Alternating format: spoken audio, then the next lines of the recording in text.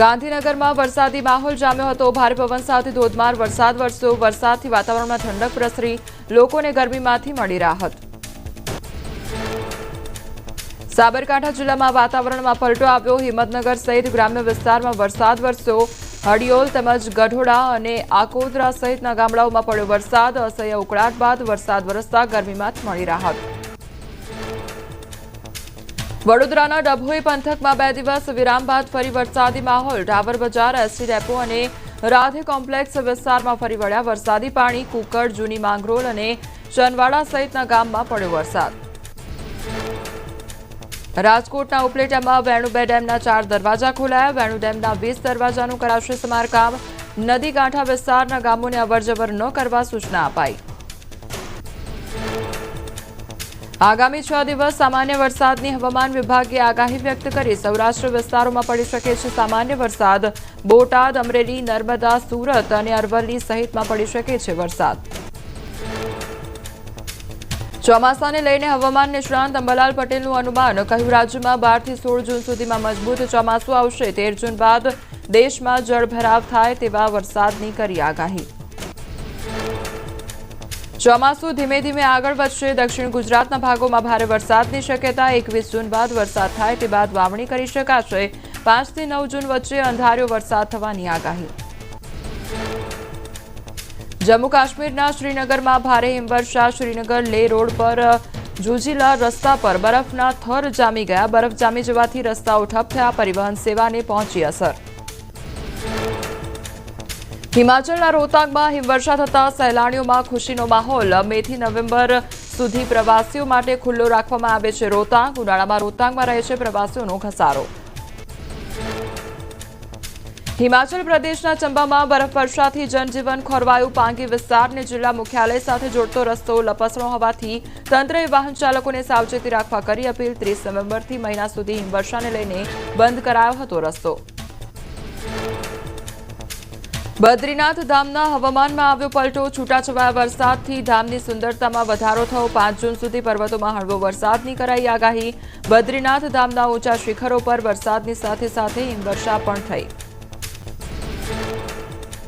ઉત્તરકાશી જિલ્લામાં ઘણી જગ્યાએ વરસ્યો ભારે વરસાદ। સ્થાનિકોને ગરમીથી રાહત મળી અને ઊંચાઈવાળા વિસ્તારોમાં તાપમાનમાં ઘટાડો અનુભવાયો।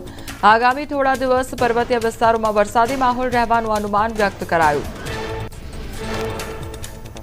રાજનગરી આગ્રામાં હવામાનમાં આવ્યો પલટો। ભારે વરસાદ અને ભારે પવનને કારણે તાપમાનમાં ઘટાડો થયો। લોકોને કાળઝાળ ગરમીથી રાહત મળી। ચમોલી જિલ્લામાં હવામાનમાં પલટો। બદ્રીનાથ ધામ અને હેમકુંડ સાહિબની યાત્રાઓ વચ્ચે હવામાન વિભાગે 5 જૂન સુધી છૂટાછવાયા વરસાદની કરી આગાહી। જૂનના બીજા અઠવાડિયા સુધીમાં પહાડોમાં ચોમાસાનું આગમન થવાની પણ શક્યતા વ્યક્ત કરાઈ। મણિપુરના ઇમ્ફાલના પૂર્વ વિસ્તારમાં પૂરનો પ્રકોપ। ચેકોન વિસ્તારમાં સતત 3 દિવસથી ભારે વરસાદ થતા કાંઠા વિસ્તારમાં માથા સુધી પાણી પહોંચ્યા। અનેક લોકોનું કરાયું રેસ્ક્યુ। મણિપુરમાં છેલ્લા 2 દિવસથી ભારે વરસાદથી પૂરની સ્થિતિ। નદીમાં ભારે પૂરથી અનેક વિસ્તારમાં પાણી ઘૂસ્યા। મેડિકલ સાયન્સીસ હોસ્પિટલ પાણીમાં ડૂબી જતા તાત્કાલિક સારવાર પર પ્રશ્નો ઉઠ્યા। સિક્કિમના મંગનમાં અનરાધાર વરસાદ। તીસ્તા નદીનું અતિરૌદ્ર રૂપ સામે આવ્યું। નદીના સ્તરમાં વધારો થતા સંકલંગ વાંસનો પુલ અને સપોર્ટ બેઝ તૂટી પડ્યો। ભયાનક દ્રશ્યો આવ્યા સામે। સિક્કિમમાં તીસ્તા નદીના અતિ ભયાનક રૂપને કારણે ભૂસ્ખલનની ચેતવણી। આસપાસના વિસ્તારના લોકોને કરાયા એલર્ટ। ગભરાવાની જરૂર નહીં પરંતુ સતર્ક રહેવાની ગંગટોકના જિલ્લા મેજિસ્ટ્રેટે કરી અપીલ। આસામથી મણિપુર સુધી ભારે વરસાદથી પૂરની પરિસ્થિતિ। ભૂસ્ખલન અને નદીઓમાં પૂરને કારણે પહાડી રાજ્યોમાં સ્થિતિ ગંભીર બની। થોડા દિવસ પહેલા જ આઈએમડીએ કરી હતી આગાહી। સતત 16મી વખત આગાહી સાચી ઠરી। સિક્કિમમાં ભૂસ્ખલનથી પરિવહન ઠપ। લાચન અને લાચુંગ વિસ્તારમાં 1500થી વધુ પ્રવાસીઓ ફસાયા। ઉત્તર સિક્કિમમાં 500થી વધુ પ્રવાસીઓ ફસાયા હોવાની મળી માહિતી। નદીઓના વધતા જળસ્તરથી પરિસ્થિતિ બની ગંભીર। સિક્કિમના મંગન જિલ્લામાં વરસાદે મચાવી તબાહી। તીસ્તા નદીમાં પ્રવાસીઓનું વાહન પડી જવાથી એક વ્યક્તિનું નિપજ્યું મોત। અકસ્માતમાં 2 પ્રવાસી ઘાયલ થયા અને 8 પ્રવાસીઓ થયા લાપતા। ત્રિપુરાનું અગરતલા શહેર બેટમાં ફેરવાયું। શહેરના કેટલાક ભાગોમાં પાણી ભરાઈ ગયા। રસ્તાઓ પાણીમાં ગરકાવ થતા જનજીવન અસરગ્રસ્ત થયું।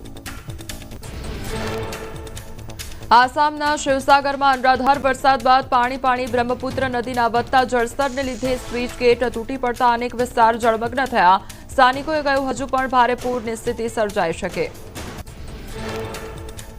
કાઝીરંગા રાષ્ટ્રીય ઉદ્યાનમાં પૂરનો ખતરો ઘેરાયો. બ્રહ્મપુત્ર અને પર્વતોમાંથી આવેલા પાણીના કારણે અનેક વિસ્તારો જળમગ્ન. 233 ફોરેસ્ટ કેમ્પ તૈયાર. હાથનાવ સ્પીડ બોટ તૈનાત. વન વિભાગ એલર્ટ પર.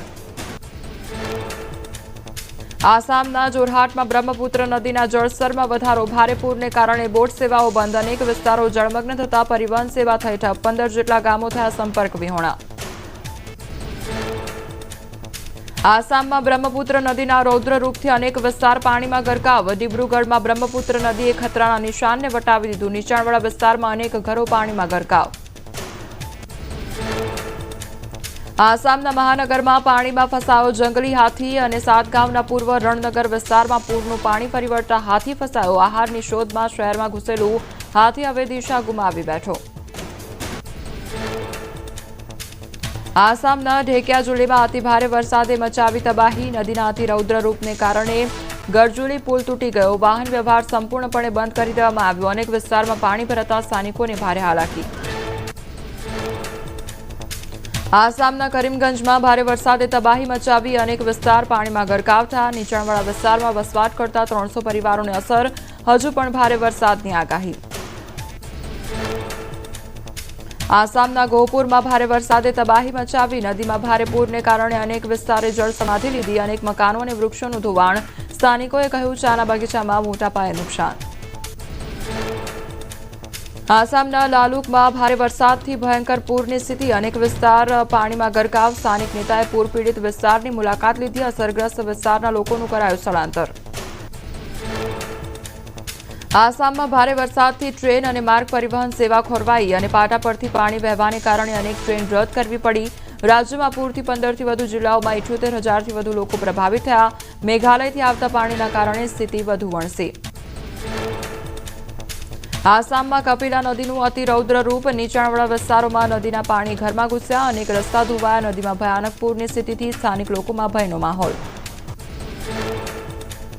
આસામના ગુવાહાટીમાં નીચાણવાળા વિસ્તારોમાં એસડીઆરએફે કરી રેસ્ક્યુ કામગીરી. ભૂસ્ખલનમાં 3ના મોત. લખીમપુર સહિત ઘણા વિસ્તારમાં પૂરની સ્થિતિ સર્જાઈ. અસરગ્રસ્ત લોકોને રાહત અને બચાવ સહાય પૂરી પાડવાની તંત્ર દ્વારા હાથ ધરાઈ કામગીરી.